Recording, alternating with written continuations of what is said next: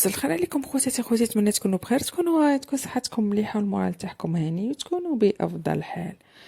اليوم بغيت نهضر على صوره هيفاء وهبي اللي راه عليها تنمر، يعني وكلهم يقولوا باللي البوتوكس شوه لها وجهها، عمليه التجميل شوهوها، كاين اللي يقول اللاج، كاين اللي يقول الاضاءه. المهم كل واحد وش راه يهضر على الصوره نتاع هيفاء وهبي. علاش؟ لان هيفاء وهبي هي في الاصل تعتمد على الجمال تاعها والشباب نتاعها. كما عارفين جمال المرأة يعني يعتمد، يعني مرتبط بشبابها، ها، بشبابها. يعني تكون في مرحلة الخصوبة، مرحلة الخصوبة هذا يكون جمال المرأة متألق. أما كي تجي مرحلة يعني ما يسميها البعض بسن اليأس، اليأس يعني من الإنجاب، يعني تقل الجاذبية نتاعها وتظهر يعني على الوجه ترهلات، بعض الترهلات وبعض التجاعيد. ويعني وكما هو معروف يعني كاين بعض النساء اللي تلجأ إلى عمليات التجميل. بالنسبة لهيفاء وهبي يعني هي من البداية نتاعها معروف باللي هي يعني صوت، يعني ما عندهاش موهبة غنائية يعني كما بعض الفنانات، ما عندهاش يعني أذن موسيقية ولا يعني أغاني طربية، ها، كما بعض الفنانات. يعني اللي تكون عندهم موهبة ويصقلوها يعني بالممارسة وبالتعلم.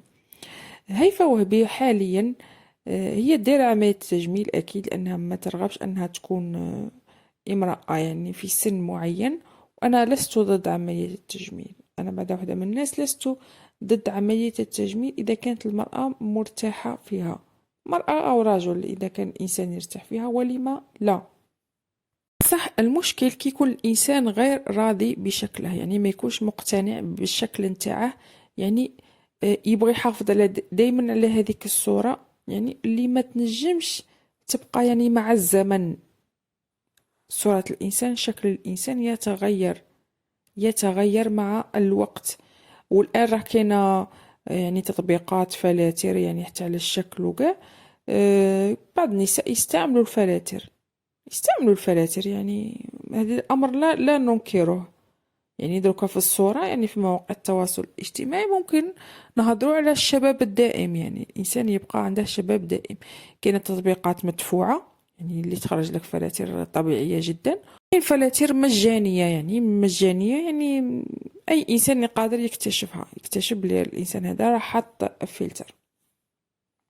بالنسبة للموضوع هيفاء وهبي، هيفاء وهبي مادام هي راها في البداية نتاعها كانت تعتمد غير على الشكل نتاعها، بأنها إنسانة كانت سيدة جميلة، وكان خطيبها يعني سعودي، كان عندها خطيبها سعودي. وهيفاء وهبي يعني اللي ردها النجمة هما الدراهم، المال هو اللي ردها النجمة، يعني لا موهبة لا والو. كي نهضروا على الجمال كاينة يعني نساء منهن أجمل منها وعندهم موهبة أكثر منها، بصح يعني لم يلمع النجم نتاعهم. هيفاء وهبي المال هو اللي ردها نجمة، وهي جنت أموال، يعني عندها ثروة، يعني عندها ثروة هائلة من العمل كفنانة. بصح الآن يعني نتمنى ما يقعدوش يركزوا على الجمال تاعها، باسكو ميم هي غادي يعني يكون عندها ثقل على الكاهل نتاعها بلي خاصها دائما تبان على ديك الصورة، نفسيتها تتحطم.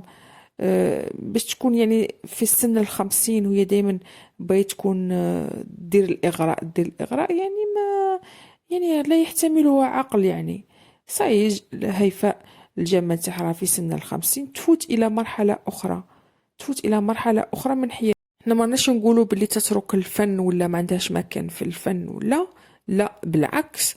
بصح ما تعتمدش على الإغراء، ما تعتمدش على الإغراء، لأنها يعني آه، كاينة فنانات كبارات يعني في السن، كما احنا كنا نشوفوا وردة الجزائرية تاني كتحيي حفلات، الناس تعرفها باللي هي في سن معين ومتقبلينها، يعني وتظهر تظهر يعني باللباس اللي يناسب السن تاعها، والتسريحات الشعر اللي يناسب السن تاعها. الناس متقبلة يعني السن تاعها عادي، ما يناقشوا حتى واحد ما يناقش الأمر.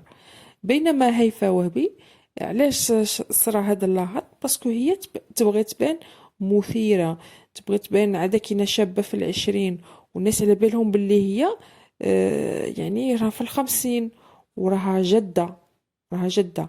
ديجا هي نكرت باللي عندها أحفاد، باش تقعد غير صغيرة.